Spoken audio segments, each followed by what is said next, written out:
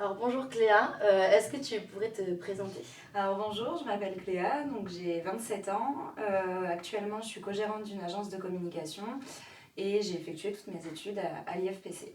Très bien, donc peux-tu nous parler de ton parcours à l'IFPC? Alors j'ai commencé avec un BTS MUC avant que ça devienne le MCO. Ensuite, j'ai enchaîné avec le Bachelor Marketing Communication et le MBA Entrepreneuriat avec option entreprise digitale. Donc vraiment mes 5 ans en alternance ici. Ok, très bien. Donc quelle a été ta principale motivation du coup pour lancer ta propre entreprise?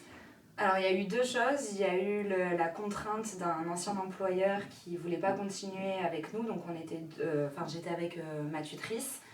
Et on s'est un peu regardé en disant et si on montait notre agence.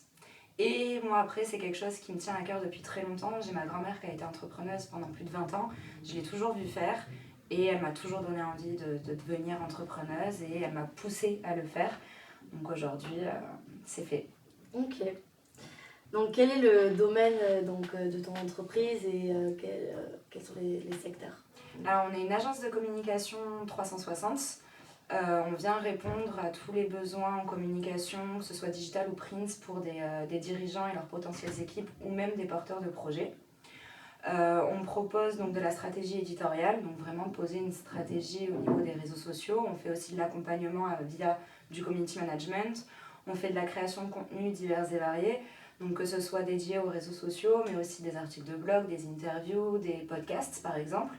Et on fait aussi du coaching et de l'accompagnement pour accompagner des personnes soit débutantes qui ne connaissent pas du tout l'écosystème des réseaux sociaux ou autres sujets, et ou renforcer les expertises des personnes qui sont déjà bien présentes et qui savent communiquer, mais qui aimeraient avoir un peu plus de compétences et d'être plus à l'aise, on va dire, dans la rédaction, par exemple, des posts. Ok, très bien.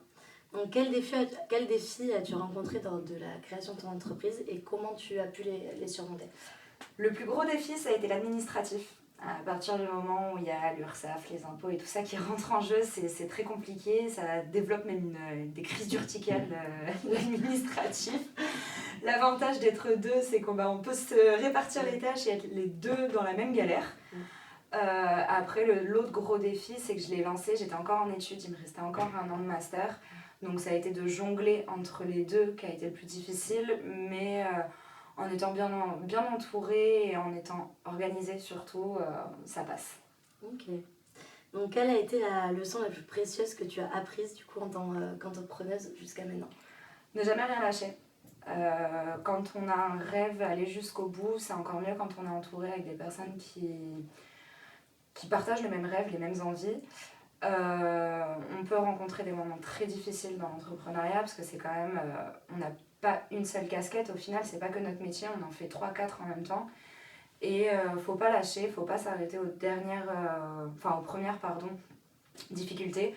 Faut vraiment aller plus loin et ça a été aussi surtout l'organisation que j'ai appris parce que tenir sa boîte, c'est et être chef d'entreprise et avoir son propre métier et aussi avoir sa vie perso. Donc il faut trouver un équilibre et s'organiser avec le tout. Ok, très bien.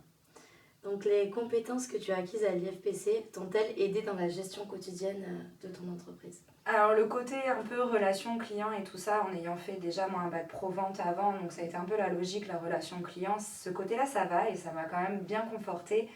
Par contre, grosse surprise, ça a été la comptabilité.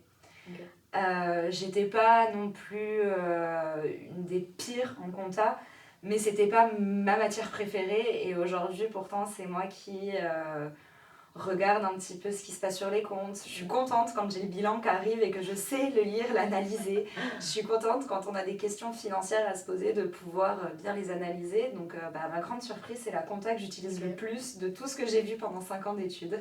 Ok. Y a-t-il des mentors ou des formateurs au sein de l'école qui ont particulièrement influencé ton parcours entrepreneurial? Comme j'expliquais, ça a été en fait entre ma première et ma deuxième année de master. Donc je me suis un peu retrouvée sans rien pour ma deuxième année.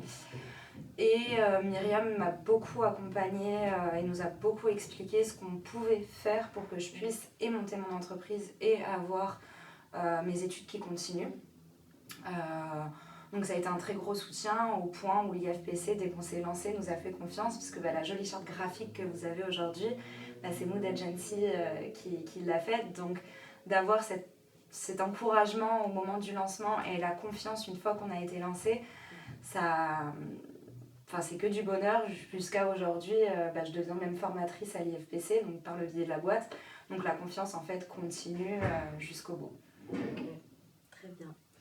Donc en regardant en arrière, quelles leçons de l'IFPC t'ont été les plus précieuses pour ton parcours? Le côté humain. C'est une école qui est... Alors surtout quand j'étais en BTS, on était dans l'ancienne école, on était dans la plus petite école. Et donc j'ai connu la transition entre les deux. Et même en grandissant, ça reste une école à taille humaine. Et surtout hyper bienveillante et à l'écoute. Et aujourd'hui, c'est ce que je retranscris autant avec mon entourage qu'avec mes clients. Et ça, c'est vrai que c'est l'IFPC qui a renforcé ce côté-là. Ok.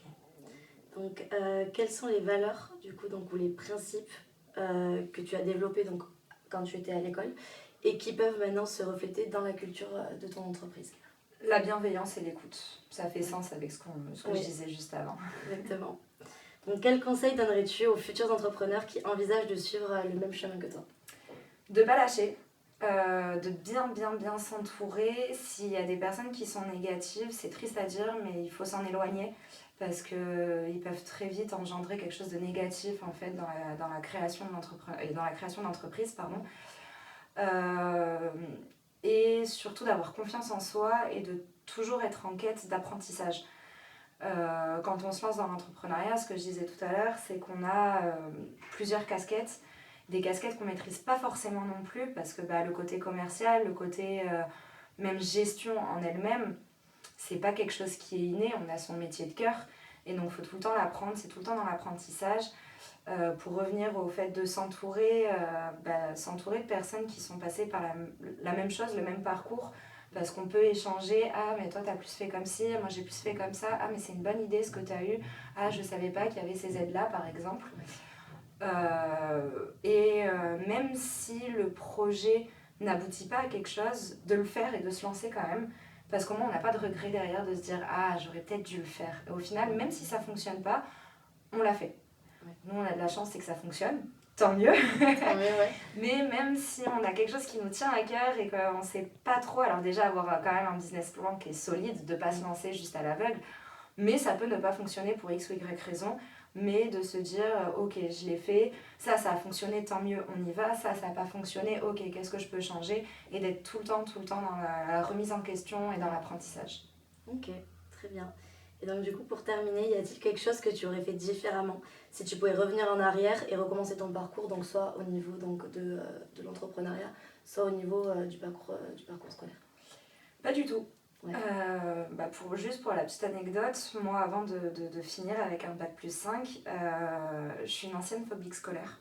Okay. J'ai été déscolarisée, j'ai été changée d'établissement pendant mon collège et mon lycée. Ouais. J'avais commencé un premier BTS, donc je suis de la région parisienne de base, j'avais commencé un premier BTS, je ne suis pas allée jusqu'au bout. Et quand je suis arrivée là, il y a 5 ans, j'étais toute tremblante, toute timide, toute stressée. Et avec la bienveillance et l'écoute que j'ai réussi à avoir dans cette école, c'est que j'ai pris confiance en moi et je suis allée jusqu'au bout et ils m'ont poussée à aller encore plus loin. Donc même s'il y a eu des moments très difficiles, aujourd'hui je ne voudrais pas les changer parce que c'est ce qui a fait que j'ai pu me lancer en toute confiance et que je continue à gagner en confiance aujourd'hui. Ok, merci. Merci à toi.